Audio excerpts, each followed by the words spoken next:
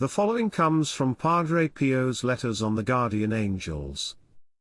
It is the teaching of the Church that every human being is assigned an angel of God to be his guardian, an angel who has as his task to lead us to the place that God has prepared, heaven. Not everyone listens attentively to their guardian angel, however, as he seeks to enlighten them through the voice of conscience to avoid sin, or gives them good inspirations to the love and service of God and neighbor. Certainly Padre Pio was one who did, from the earliest years of life, so that God granted him the vision not only of his own guardian angel but those of others. Many times it was through the guardian angel of a person that their need was brought to Padre Pio's attention, who then prayed for that person. One might ask, why would the angel bring the need to Padre Pio, rather than directly to God?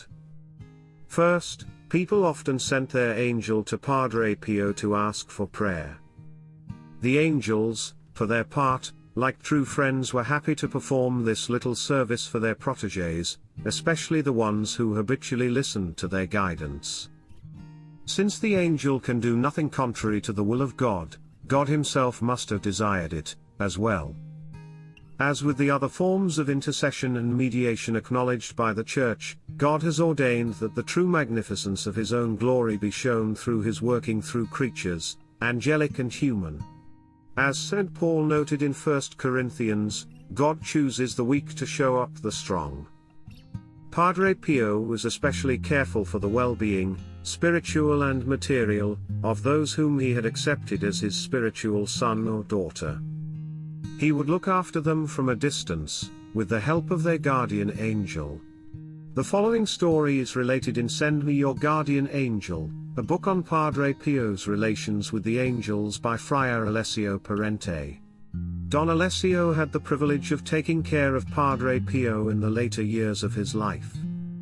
Once a person was accepted as Padre Pio's spiritual child, he would never abandon them, no matter what danger they were in. Even if he did not visit them personally, they would receive his help through his guardian angel. Cecil Humphrey Smith, a well-known gentleman from England, is Padre Pio's spiritual child. Whilst in Italy, during the time Padre Pio was alive, Cecil had a car crash and was very seriously injured.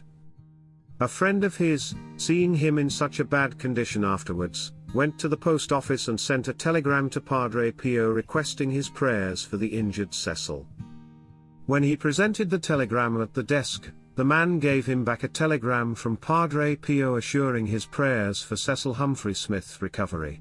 It was some months before Cecil was in good enough shape to travel again, but immediately after he recovered he made tracks for San Giovanni Rotondo. On this occasion, both Cecil and his friend met Padre Pio and they thanked him for his prayers.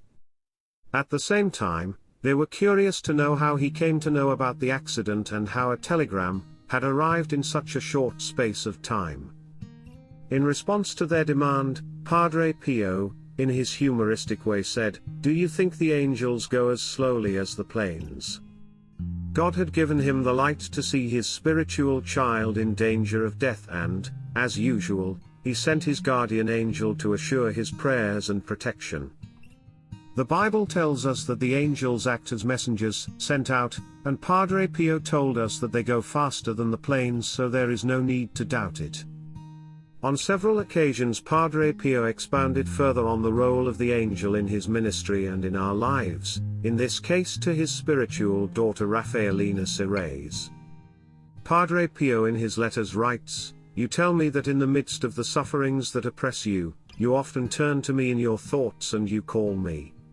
Well, your good guardian angel sometimes transmits these necessities of yours, and then I, in my unworthiness, always do my duty with Jesus, recommending you to his fatherly goodness."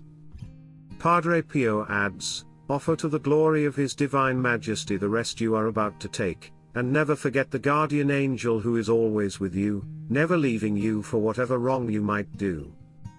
Oh, the ineffable goodness of this our good guardian angel. How many times, alas, I have made him cry for not having wanted to comply with his wishes, which were also God's. May this our most faithful friend free us from further disloyalty. O Raphaelina, what a consolation it is to know one is always in the care of a celestial spirit, who does not abandon us even when we disgust God. How sweet is this great truth for the believer. Who, then, does the devout soul fear who tries to love Jesus, having always close by such a great warrior? Oh, was he not one of the many who, together with the angel Saint Michael, up there in the Empyrean, defended the honor of God against Satan and against all the other rebellious spirits, and finally reduced them to perdition and bound them in hell? Well, know that he is still powerful against Satan and his satellites. His charity has not diminished, nor will he ever fail in defending us. Develop the beautiful habit of always thinking of him, that near us is a celestial spirit, who, from the cradle to the tomb, does not leave us for an instant, guides us, protects us as a friend, a brother, will always be a consolation to us especially in our saddest moments. Know, O Raphaelina, that this good angel prays for you, offers to God all the good works you accomplish, your holy and pure desires. In the hours when you seem to be alone and abandoned, do not complain of not having a friendly soul to whom you can unburden yourself and in whom you can confide your sorrows. For pity's sake, do not forget this invisible companion, always present to listen to you, always ready to console you.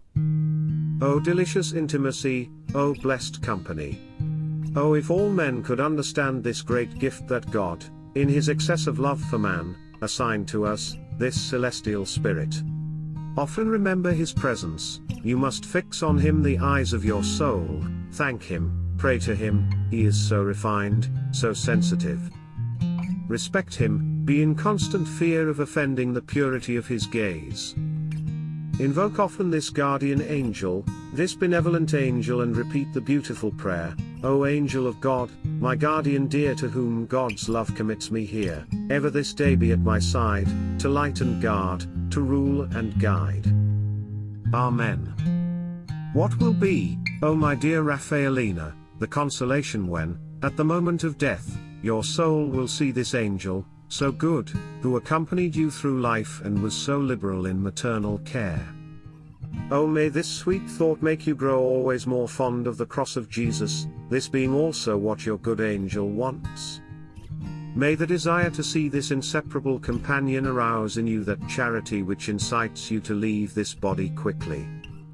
Oh, what a holy and salutary thought it is to want to see this our good angel. It is this thought which should make us want to leave this dark prison in which we are bound. Oh, Raphaelina, where do my thoughts fly to now? Treat this dear little angel, I do not say as a friend, but as one of the family. And, to tell you the truth, this little angel does not seem to be the least little bit offended by my treatment of him. How dear and how good he is. Thank you for supporting my channel. Please like and subscribe. May God bless you and keep you. Saint Padre Pio, pray for us.